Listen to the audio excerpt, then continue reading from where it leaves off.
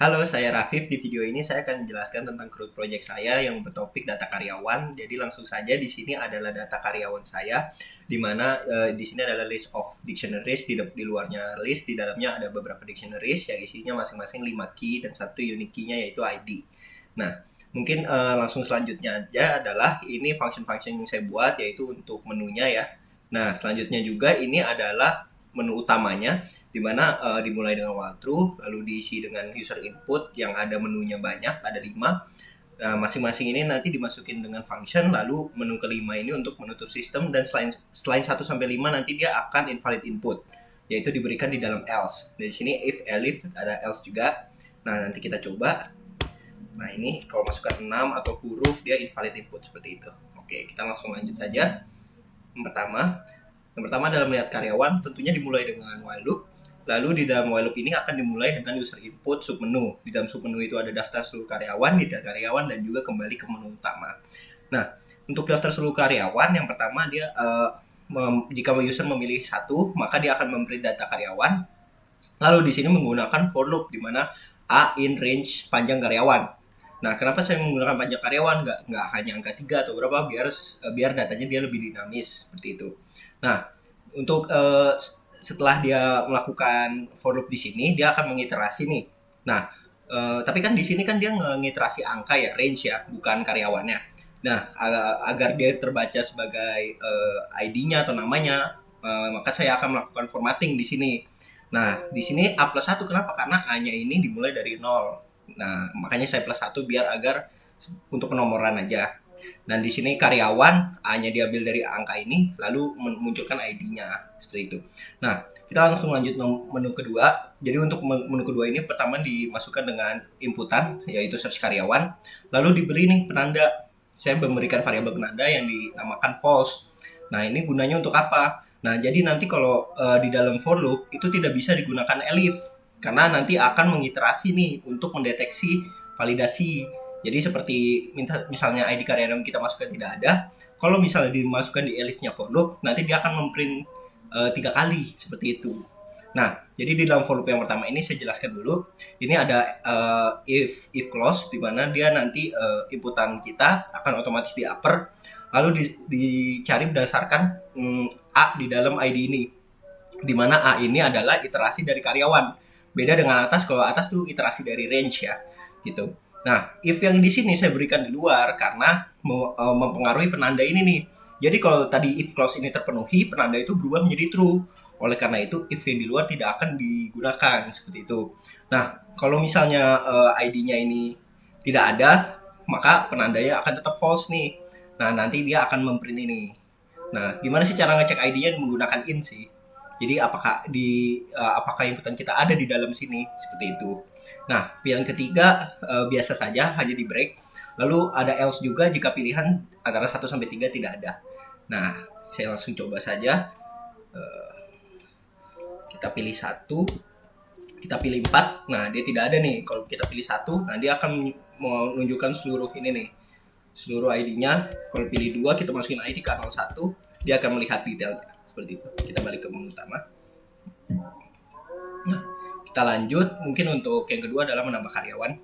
Seperti biasa dimulai dengan while loop, di mana di dalamnya adalah inputan submenu. Hanya ada 2, yaitu menambah karyawan dan kembali ke menu utama. Kita langsung saja ke pilihan nomor 1 ya. Nah, ditambah karyawan ini kita diminta untuk menginputkan ID juga nih, sama kayak tadi. Bedanya kita balik nih, di mana kalau penandanya berubah menjadi true atau masuk ke if clause-nya for loop, dia memprint ID sudah ada. Kenapa? Karena kalau menambah data itu tidak bisa data yang sudah ada, harus data yang baru. Nah, oleh karena itu selain itu dia akan masuk ke sini. Nah, jika masuk ke if clause yang di luar for loop ini, dia akan meminta untuk menambahkan nama dulu nih. Nah, nama di sini bebas, tidak ada batasan. Lalu saya membuat while loop lagi di sini nih, di mana user harus menginputkan umur. Nah, umur di sini cukup sensitif ya, maka saya beri jarak adalah 0 sampai 100, di mana dia bisa menginputkan angka 0 sampai 100, seperti itu. Nah, saya menggunakan variabel angka 1 dirubah dari range menjadi list nih. Nah, untuk mendeteksi umurnya itu, jadi dia menggunakan if clause nih di sini. Dimana kalau misalnya inputan kita itu ada di dalam for loop ini. Kenapa saya for loop lagi? Karena kalau range itu diubah ke list, dia masih bentuknya integer. Dia harus diubah dulu menjadi string. Karena apa? Karena inputan user adalah string, seperti itu. Nah, mungkin setelah if clause yang ini, kalau misalnya penginputannya huruf atau di angka di atas 100 atau di bawah 0, dia akan mengeluarkan invalid input seperti ini. Nah, habis itu untuk ada juga nih departemen. Kalau misalnya sudah break dari while loop yang ini, departemen ini bebas saja. Lalu masuk juga nih ke while loop nih, yaitu while loop yang terakhir nih, yaitu status nih. Status kan cuma ada 2, yaitu menikah atau belum menikah. Oleh karena itu, kita memulai append di sini nih. Kita append, tapi kalau misalnya pilihannya Y, inputan kita akan di append, lalu sudah otomatis saya isi menikah. Dan sebaliknya kalau misalnya N, dia otomatis belum menikah, seperti itu. Lalu ada juga while loop lagi nih, dimana hanya validasi aja, jadi atau tidak saya berikan nama fix or not untuk variabelnya.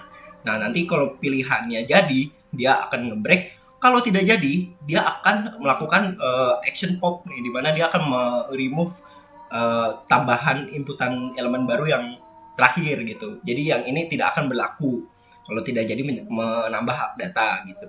Nah, ini selain Y dan N, dia akan langsung berputar-putar saja karena dia di dalam while loop ya.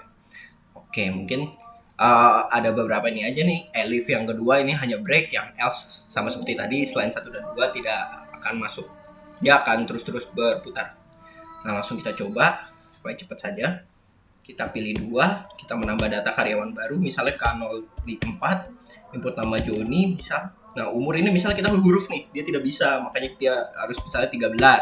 Nah, dia baru bisa. Ini departemen bebas. Nah, ini menikah misalnya N nih, belum menikah kan, kita nambah data, kita kembali, kita cek. Nah, dia nanti akan belum menikah, sales umur 13, seperti itu. Oke, kita langsung lanjut ke menu 3, yaitu mengupdate data. Nah, seperti biasa dimulai dengan while loop. Lalu ada inputan submenu juga, di mana dia hanya ada 2, update dan kembali ke menu utama. Nah, di sini lumayan banyak, jadi cukup detail. Nah, yang pertama adalah if clause, seperti tadi penanda. Jika masuk ke for loop dan if clause diterima, dia maka merubah penanda menjadi true. Tapi kalau tidak, dia agak lumayan bawah. Nah, ID karyawannya tidak ada nih. Berarti ID yang kita masukkan tidak pernah terdaftar gitu. Nah, di sini seperti biasa ngeprint format data yang kita mau nih. Misalnya kita masukkan ID K01, ntar dia ngeluarin detail dari K01 gitu.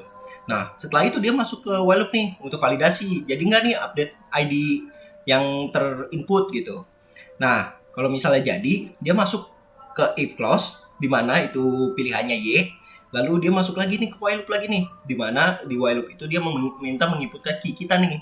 Nah, sama nih di dalam key-nya ini nih, kita melakukan pengecekan nih. Ada beberapa if clause nih, ada if, elif, sama else nih.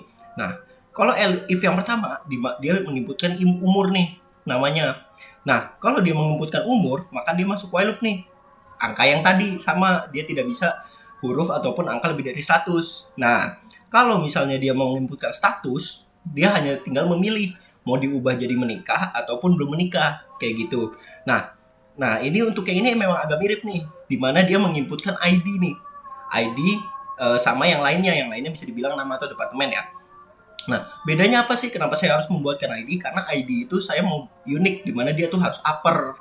Sedangkan kalau nama departemen capitalize saja sudah cukup. Nah, seperti itu.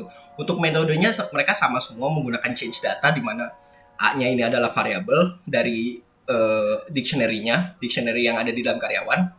Lalu dimasukkan input key-nya yang di dalam kurung kotak, lalu sama dengan value-nya. Seperti itu. Ini sama semua nih di sini. Kecuali yang menikah belum menikah udah otomatis saya isikan. Jika memilih M langsung menikah, kalau B langsung belum menikah. Kayak gitu. Nah, habis itu di bawah ini pemilihan aja, data sudah diupdate atau belum nih.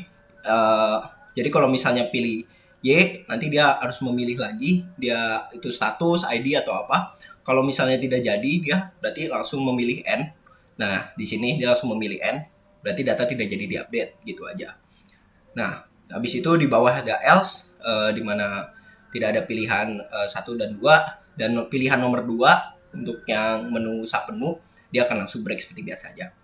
Nah, kita akan coba cepat saja. Untuk 3 mengupdate data, kita update kan 01 nih. Nah, Rafif nih, kita Y. Nah, misalnya data yang kita mau ini umur nih. Nah, dia masukkan umur baru nih. Kalau kita huruf E, dia nggak mau. Misalnya 101, tidak mau dia. Misalnya jadi 35 umurnya. Nah, kita kembali, kita lihat daftar. Nah, di mana Rafif umurnya sudah berubah jadi 35. Gitu. Nah, ini yang terakhir, tidak terlalu banyak. Mungkin agak cepat aja. Ini yang terakhir adalah function menghapus data karyawan. Nah, dimulai dengan while loop seperti biasa, lalu ada user input nih, di mana dia ada hapus data karyawan dan juga kembali ke menu utama. Nah, jika memilih menu pertama, sama seperti biasa, dia ada variabel search karyawan di mana memasukkan ID karyawan, dan saya juga berikan penanda, yaitu false. Nah, jika penanda itu tidak ini, dia akan masuk ke ID karyawan tidak ada. Nah, di dalam if clause di sini, dia seperti biasa akan memprint detailnya ya, detail dari A ini siapa ID mana yang mau kita panggil gitu. Nah, habis itu dia ada validasi nih, di mana di sini ada while loop nih. Nah, Anda yakin menghapusnya nih data ini, misalnya pilihannya Y, maka menggunakan metode variabel kita remove nih, terus A-nya ini kita ambil dari sini karena apa yang kita pilih kan di sini. Karena dia masuk ke if clause-nya gitu. Nah, kalau misalnya kita milih N, dia tidak ada action apa-apa, hanya memprint data tidak dihapus, lalu di break gitu. Nah, seperti biasa nih, pilihan menu 2 itu adalah break, else-nya adalah pilihan selain 1, 2, dan 2 di dalam submenu ini. Mungkin langsung saya coba. Kita kembali ke menu utama dulu. Kita menghapus data, kita mau hapus K02 misal. Nah, kita mau hapus donat nih, ini tidak bisa nih. Nah, kita harus Y nih, kita hapus nih. Nah, langsung kita cek nih di daftar karyawan. Maka donat benar terhapus. Nah, dia sudah benar terhapus ya. Oke, kita kembali ke menu utama. Lalu kita langsung membahas untuk menu kelima aja, yaitu penutupan sistem, langsung ditutup aja. Kita bisa langsung coba, karena dia habis ngeprint ini langsung break gitu. Nah, ini untuk closingannya. Kita pilih 5. Nah, sistem akan ditutup. Mungkin sekian dari saya, mohon maaf jika ada kata-kata yang salah, mungkin waktunya cukup singkat. Terima kasih.